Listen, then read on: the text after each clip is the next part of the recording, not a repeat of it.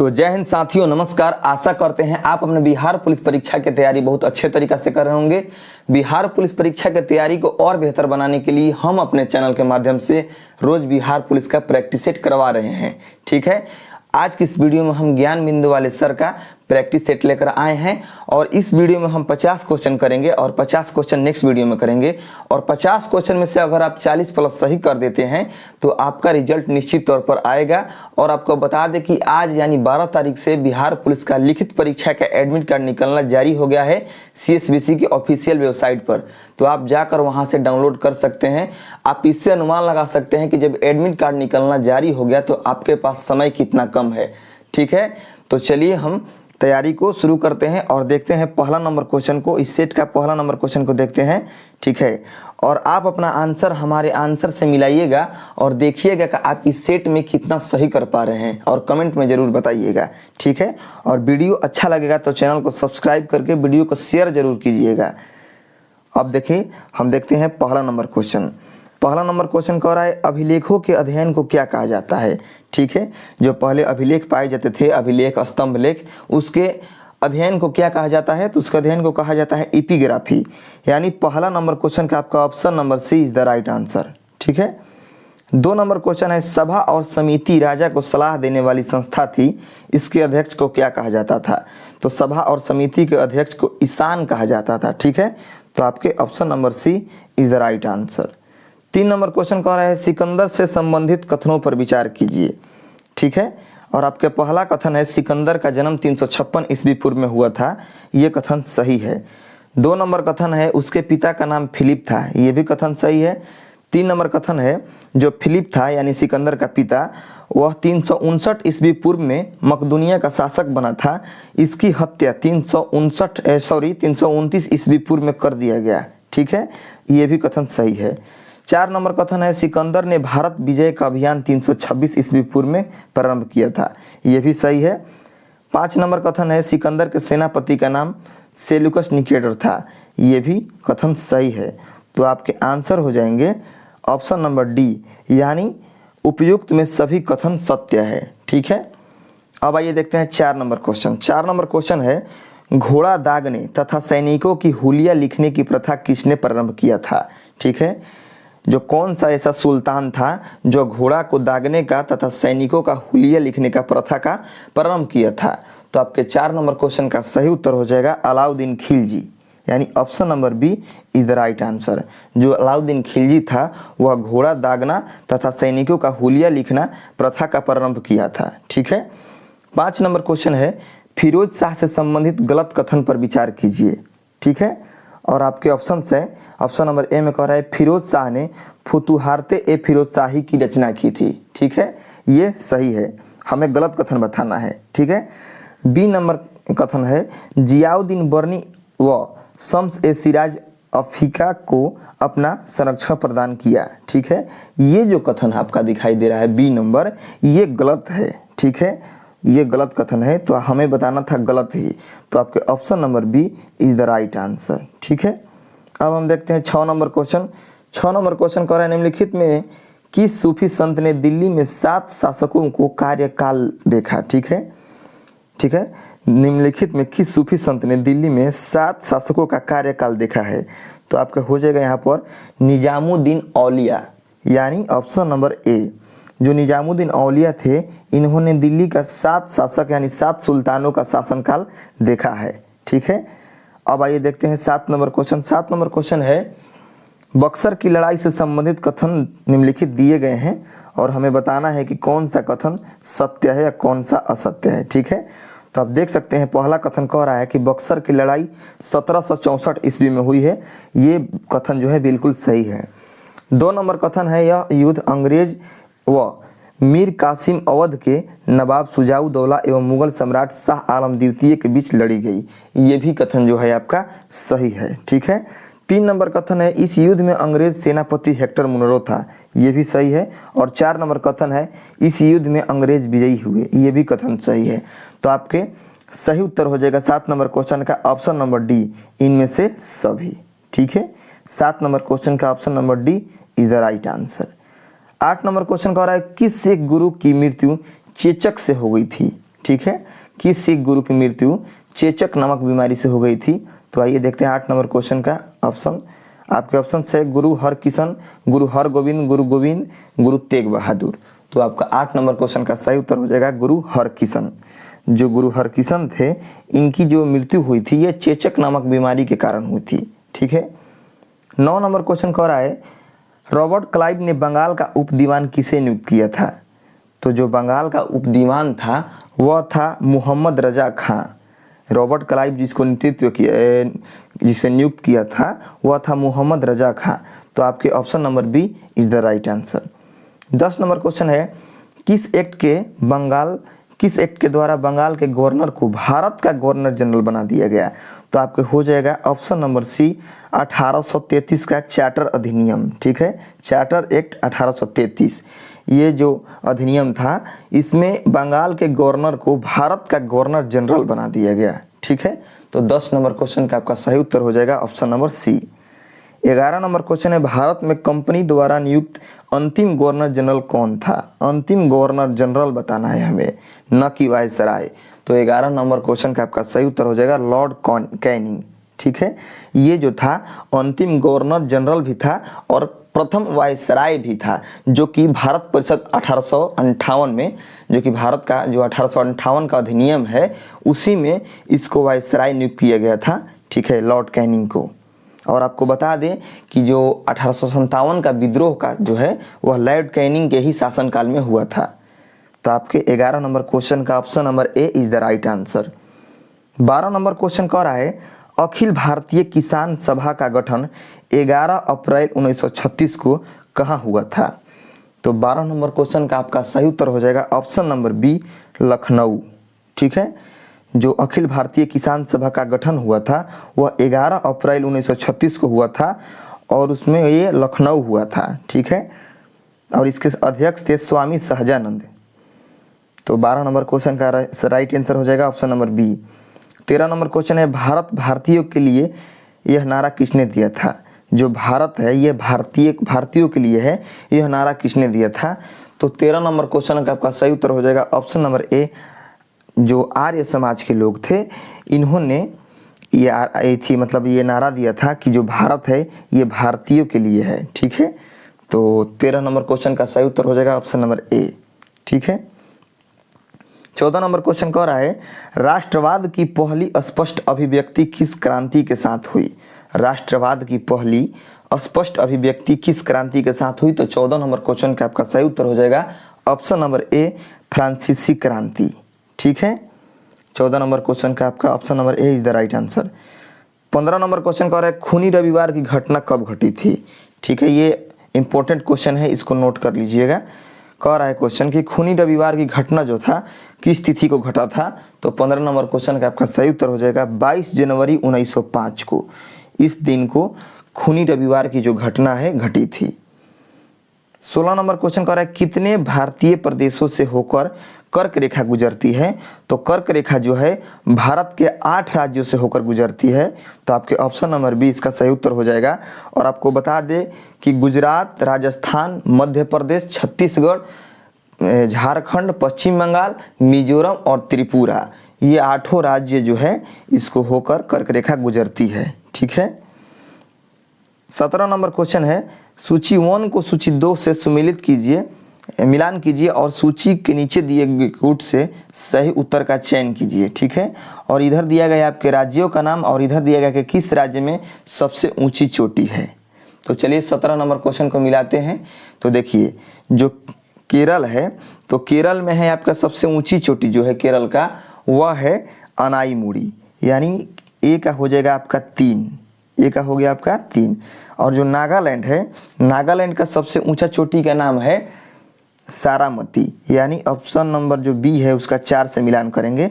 और उत्तराखंड का जो सबसे ऊंचा चोटी जो है वह है आपका नंदा देवी, यानी उत्तराखंड का मिलान हो जाएगा नंदा देवी से। और तमिलनाडु का सबसे ऊंची चोटी है दोदा बेटा, तो आपका हो जाएगा डी का 1।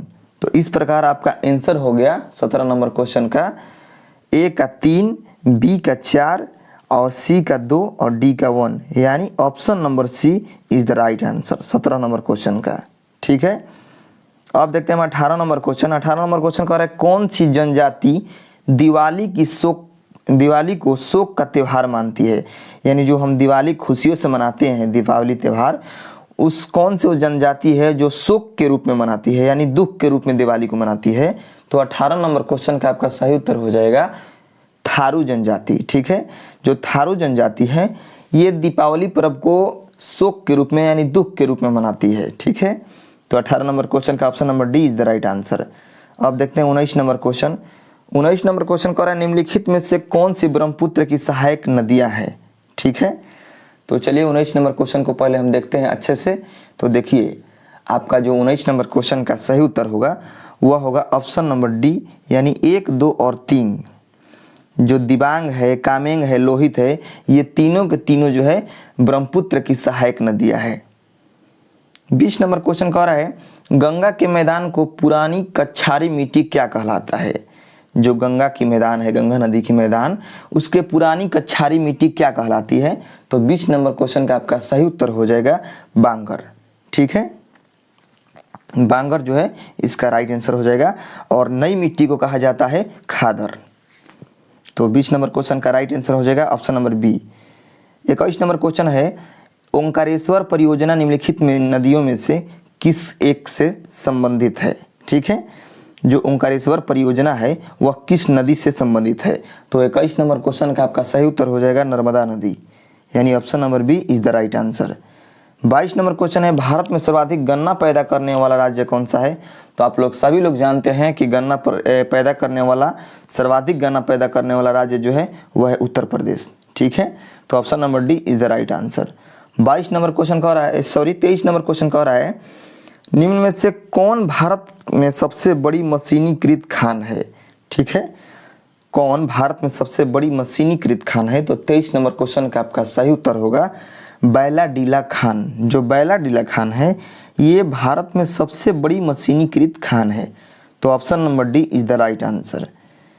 24 नंबर क्वेश्चन है इंडियन ब्यूरो ऑफ माइंस का मुख्यालय कहाँ अवस्थित है। तो देखिए इंडियन ब्यूरो ऑफ जो माइंस है इसका जो मुख्यालय है ये है दोस्तों नागपुर में। ठीक है, तो आपका सही उत्तर हो जाएगा option number C. 25 number question है निम्नलिखित में से कौन एक सही सुमेलित नहीं है। ठीक है, तो देखिए जो अंशी राष्ट्रीय उद्यान है ये कर्नाटक में है, ये सही है। हमें ये बताना है कौन सुमेलित नहीं है। बालपक्रम जो राष्ट्रीय उद्यान है ये मेघालय में है। ठीक है, ये भी सही है। जो हेमिस राष्ट्रीय उद्यान है ये लद्दाख में है, ये भी सही है। और आपके सी नंबर जो है कांदोली राष्ट्रीय उद्यान ये गुजरात में नहीं है। ये आपके जो ऑप्शन है सी नंबर ये सुमेलित नहीं है, और हमें यही बताना था कि कौन सा सुमेलित नहीं है। ठीक है, 26 नंबर क्वेश्चन कह रहा है दिन रात जिस कारण होते हैं वह है, यानी जो दिन रात का प्रक्रिया होता है पृथ्वी पर वह मतलब क्यों होता है। ठीक है, तो आपका आंसर हो जाएगा 26 नंबर क्वेश्चन का भू परिभ्रमण, यानी जो पृथ्वी का परिभ्रमण होता है उसके वजह से दिन और रात का घटना होता है पृथ्वी पर। ठीक है, तो आपके 26 नंबर क्वेश्चन का option number B is the right answer. 27 number question है निम्नलिखित में से कौन सक्रिय ज्वालामुखी है। तो देखिए जो अकांगुआ है ये सक्रिय ज्वालामुखी नहीं है। ठीक है, बाकी जो कोटोपैक्सी है ये है, फ्यूजियामा भी है, एटना भी है। तो ये आपका ऑप्शन हो जाएगा 2, 3 और 4। तो 2, 3, 4 किस ऑप्शन में है, ऑप्शन नंबर डी में। तो 27 का सही उत्तर हो जाएगा ऑप्शन नंबर डी। ठीक है, 28 नंबर क्वेश्चन कह रहा है एशिया की सबसे लंबी नदी कौन सी है। एशिया की, ना कि भारत की। तो 28 नंबर क्वेश्चन का आपका सही उत्तर हो जाएगा यांगत्सी। जो यांगत्सी है ये एशिया की सबसे लंबी नदी है। अब देखते हैं 29 नंबर क्वेश्चन। 29 नंबर क्वेश्चन है डॉक्टर भीमराव अंबेडकर की अध्यक्षता में संविधान सभा की प्रारूप समिति में कितने अन्य सदस्य थे। ठीक है, अन्य सदस्य, ये नहीं पूछ रहे कि टोटल कितने सदस्य थे। भीमराव अंबेडकर को छाड़ कर बोल रहा है कितने अन्य सदस्य थे। तो 29 नंबर क्वेश्चन का आपका सही उत्तर हो जाएगा 6। ठीक है, सभी लोग जवाब देते 7, लेकिन 7 नहीं होगा क्योंकि पूछ रहे हैं कि अन्य सदस्य कितने थे। तो अन्य सदस्य 6 थे और जो भीमराव अंबेडकर थे वो थे, तो उनको मिलाकर 7 हो जाता है। तो 29 नंबर क्वेश्चन का आपका सही उत्तर हो जाएगा option number B. 30 number question है किसी राज्य में विधान परिषद की स्थापना और समाप्ति का प्रावधान है भारतीय संविधान के किस अनुच्छेद में? किसी भी राज्य की विधान परिषद की स्थापना और समाप्ति का प्रावधान भारतीय संविधान के किस अनुच्छेद में है? तो आपका 30 नंबर क्वेश्चन का सही उत्तर हो जाएगा अनुच्छेद 169 में। ठीक है। 31 नंबर क्वेश्चन कह रहा है पंचायत चुनाव के लिए योग्य व्यक्ति के लिए निर्धारित न्यूनतम आयु सीमा क्या है? तो देखिए, अगर कोई भी व्यक्ति पंचायत का चुनाव लड़ना चाहता है, जैसे मुखिया सरपंच ये हो, तो उसको कम से कम 21 वर्ष का होना चाहिए। ठीक है। तो आपके 31 नंबर क्वेश्चन का सही उत्तर हो जाएगा option number A.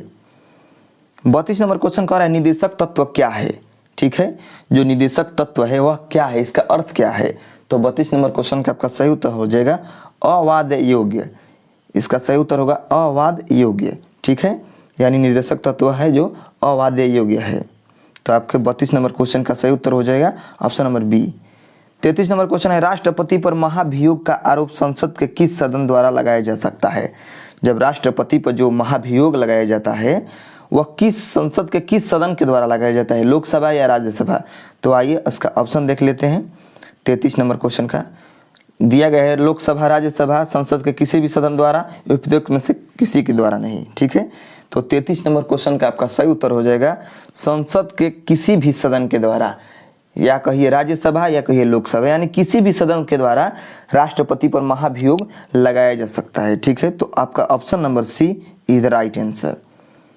34 number question है भारत के किस प्रधानमंत्री की मृत्यु देश के बाहर हुई थी? ठीक है। ये अच्छा क्वेश्चन है, इसको नोट कर लीजिएगा। 34 नंबर क्वेश्चन है भारत के किस प्रधान की जो प्रधानमंत्री है प्राइम मिनिस्टर, वह कौन से प्राइम मिनिस्टर थे जो इनकी मृत्यु देश के बाहर हुई थी, यानी इंडिया में नहीं हुई थी? तो 34 नंबर क्वेश्चन का आपका सही उत्तर हो जाएगा लाल बहादुर शास्त्री। ये जो है इनकी मृत्यु जो है, इनका निधन हुआ था देश से बाहर, यानी इंडिया से बाहर हुआ था, भारत से बाहर। तो 34 नंबर क्वेश्चन का सही उत्तर हो जाएगा option number C. 35 number question है प्रो टेम स्पीकर का कर्तव्य होता है। ठीक है। और आपके ऑप्शन से स्पीकर की अनुपस्थिति में सदन की कार्यवाही का संचालन करना, ऑप्शन नंबर बी है सदस्यों को शपथ दिलाना। ठीक है। और ऑप्शन नंबर सी है स्थानापन्न रूप से स्वीकार का कार्य करना जब स्पीकर के चुनाव की संभावना न हो। और ऑप्शन नंबर डी है केवल सदस्यों के चयन प्रमाण पत्रों का चेक करना कि वह सही है। तो आपके सही उत्तर होगा ऑप्शन नंबर बी। ठीक है। जो प्रोटेम स्पीकर होते हैं उनका कर्तव्य होता है सदस्यों की शपथ को दिलाना। ठीक है। 36 नंबर क्वेश्चन कह रहा है वह कौन राष्ट्रवादी नेता थे जो 1925 में केंद्रीय विधानसभा का अध्यक्ष यानी स्पीकर चुना गया? तो आपका 36 नंबर क्वेश्चन का सही उत्तर हो जाएगा विट्ठल भाई पटेल, यानी option number B is the right answer. 37 number question कह रहा है अंडमान और निकोबार द्वीप समूह जो है पर निम्नलिखित उच्च न्यायालयों में से किस एक का क्षेत्राधिकार आता है? यानी जो अंडमान और निकोबार केंद्र शासित प्रदेश है या द्वीप कहिए, उस पर किस न्यायालय का अधिकार है? ठीक है। वह किस न्यायालय के क्षेत्राधिकार के अंतर्गत आता है? तो 37 नंबर क्वेश्चन का आपका सही उत्तर हो जाएगा कोलकाता। जो कोलकाता का उच्च न्यायालय है उसके अंतर्गत आता है अंडमान और निकोबार द्वीप का कार्य। ठीक है। तो 38 नंबर क्वेश्चन कह रहा है, आइए 38 नंबर क्वेश्चन देखते हैं। 38 नंबर क्वेश्चन कह रहा है निम्न संवैधानिक संशोधन में से कौन से राज्यों से निर्वाचित होने वाले लोकसभा के सदस्यों की संख्या में वृद्धि करने से संबंधित है? ठीक है। क्वेश्चन एक बार और रिपीट कर रहे हैं। क्वेश्चन है निम्न संवैधानिक संशोधन में से कौन से राज्यों से निर्वाचित होने वाले लोकसभा के सदस्यों की संख्या में वृद्धि करने से संबंधित है? तो देखिए आपका सही उत्तर हो जाएगा 38 नंबर क्वेश्चन का ऑप्शन नंबर सी, यानी जो 7वां और 31वां संविधान संशोधन है इसमें जो राज्यों से निर्वाचित होने वाले लोकसभा के सदस्य हैं इनकी संख्या में वृद्धि हुई थी। ठीक है। अब देखते हैं 39 नंबर क्वेश्चन। 39 नंबर क्वेश्चन कह रहा है जंग लगे हुए लोहे का वजन बिना जंग लगे हुए लोहे से क्या होता है? यानी कहने का अर्थ यह है कि जब लोहा में जंग लगा होता है और एक लोहा है जो जंग नहीं लगा होता है, तो हमें ये बताना है कि जब लोहा में जंग लग जाएगा तो वह लोहा भारी होगा कि जंग लगने से पहले जो लोहा था उससे हल्का हो जाएगा। ठीक है। तो देखिए 39 नंबर क्वेश्चन का आपका सही उत्तर हो जाएगा ऑप्शन नंबर ए कुछ अधिक। यानी जब भी लोहा में जंग लगेगा तो जो पहले वाला जो लोहा था, मान लीजिए कोई लोहे का वस्तु है, अगर उसमें जंग लग गया तो वह पहले वाले जो वस्तु है उससे वह अधिक भार हो जाएगा उसमें, ठीक है। तो 39 नंबर क्वेश्चन का सही उत्तर हो जाएगा option number A. 40 number question है H2SO4 का एटोमिसिटी जो है कितना होगा, ठीक है। तो H2SO4 का एटोमिसिटी बताना है हमें। तो 40 नंबर क्वेश्चन का आपका सही उत्तर हो जाएगा ऑप्शन नंबर डी 7, ठीक है। इसका 7 आंसर आएगा।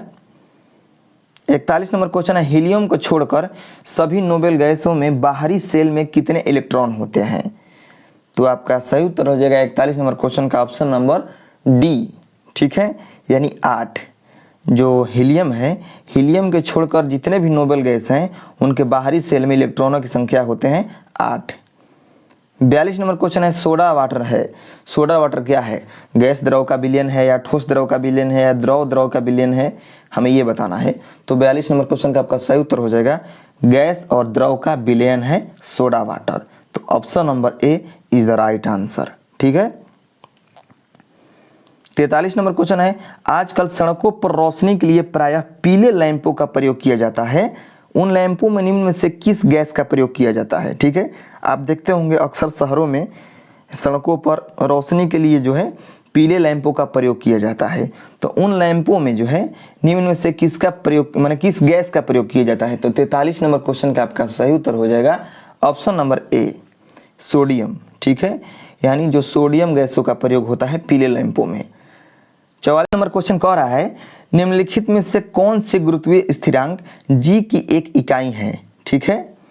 तो आपका सही उत्तर हो जाएगा option number A 44 number question का, ठीक है। अब हम देखते हैं 45 नंबर क्वेश्चन। 45 नंबर क्वेश्चन है निम्न में कौन तृतीय श्रेणी के उत्तोलक का उदाहरण है, उदाहरण नहीं है, सॉरी, निम्न में से कौन तृतीय श्रेणी के उत्तोलक का उदाहरण नहीं है। तो 45 नंबर क्वेश्चन का सही उत्तर हो जाएगा ऑप्शन नंबर डी पिलास। जो पिलास है, जो घरों में उपयोग करते हैं पिलास, ठीक है, ये तृतीय श्रेणी के उत्तोलक का उदाहरण नहीं है। तो 45 का सही उत्तर हो जाएगा option number D. 46 number question कह रहा है कोणीय वेग की बीमा क्या होती है, जो कोणीय वेग होता है उसका बीमा क्या होता है। तो 46 नंबर क्वेश्चन का सही उत्तर होगा mlt के पावर -1, यानी ऑप्शन नंबर सी। ये जो 0 दिया गया है इससे कोई फर्क नहीं पड़ता है, आप ये भी कह सकते हैं mlt के पावर -1। 47 नंबर क्वेश्चन है जब सरल लोलक का आयाम बढ़ जाता है तो इसका आवर्तकाल क्या होता है, ठीक है। तो 47 नंबर क्वेश्चन का आपका सही उत्तर हो जाएगा ऑप्शन नंबर सी अपवर्तित रहता है, यानी जब सरल लोलक का जो आयाम है बढ़ जाता है, बढ़ाया जाता है तो इसका आवर्तकाल अपवर्तित रहता है, ठीक है। तो 47 का सी सही उत्तर है। 48 नंबर क्वेश्चन कह रहा है निम्नलिखित विद्युत चुंबकीय विकिरणों में से किसकी ऊर्जा अधिकतम होती है, ठीक है। तो 48 नंबर क्वेश्चन का सही उत्तर हो जाएगा एक्स किरण, यानी option number D is the right answer. 49 number question है एक हीटर जिसकी शक्ति 1250 वाट है, जिसका विभव 115 वोल्ट है, तो ज्ञात करें प्रतिरोध एवं हीटर में धारा कितना होगा, ठीक है। एक हीटर जिसकी शक्ति जो है 1250 वाट है, जिसका विभव 115 वोल्ट है, तो उसका ज्ञात करें कि प्रतिरोध एवं हीटर में धारा कितना है। तो 49 नंबर क्वेश्चन का आपका सही उत्तर होगा ऑप्शन नंबर ए 10.6 ओम एवं 10 जो प्रतिरोध होगा वह होगा 10.6 ओम और जो धारा होगा वह होगा 10.9 ओम, सॉरी 10.9 एम्पियर। तो आपके option number A is the right answer. 50 number question है कार के हैंड लैंप में प्रयुक्त दर्पण क्या होता है, यानी जो कार का हेड लैंप होता है उसमें कौन सा दर्पण प्रयोग किया जाता है। तो 50 नंबर क्वेश्चन का आपका सही उत्तर हो जाएगा परवलयिक जो होता है। तो चलिए देखते हैं 50 नंबर क्वेश्चन। 50 नंबर क्वेश्चन कह रहा है जो कार होता है, कार के हेड लैंप में प्रयुक्त दर्पण कौन सा होता है, यानी जो कार होते हैं कारों के प्रयुक्त जो हेड लैंप होते। तो चलिए अब देखते हैं 50 नंबर क्वेश्चन जो कि लास्ट क्वेश्चन है, और जो 51 नंबर क्वेश्चन से हम आगे देखेंगे आगे इस वीडियो में। तो चलिए देखते हैं 50 नंबर क्वेश्चन। 50 नंबर क्वेश्चन कह रहा है कार के हेड लैंप में प्रयुक्त दर्पण कौन सा होता है, यानी जो कार होते हैं कार के हेडलैम्प यानी हेडलाइट होता है जो, उसमें कौन सा दर्पण प्रयोग होता है? तो आपका सही उत्तर हो जाएगा परवलयिक अवतल दर्पण। ठीक है, तो आपका सही उत्तर हो जाएगा ऑप्शन नंबर डी। तो 50 क्वेश्चन इस वीडियो में हम कंप्लीट कर चुके हैं। 50 क्वेश्चन हम नेक्स्ट वीडियो में लेकर आएंगे। ठीक है, ठीक 4 घंटे के बाद 50 क्वेश्चन के वीडियो आपको अपलोड कर दिया जाएगा। तो आप 100 क्वेश्चन अच्छे तरीके से कर लीजिए और देखिए कि आप इसमें कितना सही कर पा रहे हैं। अगर इस 100 क्वेश्चन में से आप लगभग 70 प्लस सही कर रहे हैं तो आपका रिजल्ट जो है निश्चित तौर पर आएगा। ठीक है, तो नेक्स्ट वीडियो में मिलते हैं, तब तक के लिए जय हिंद।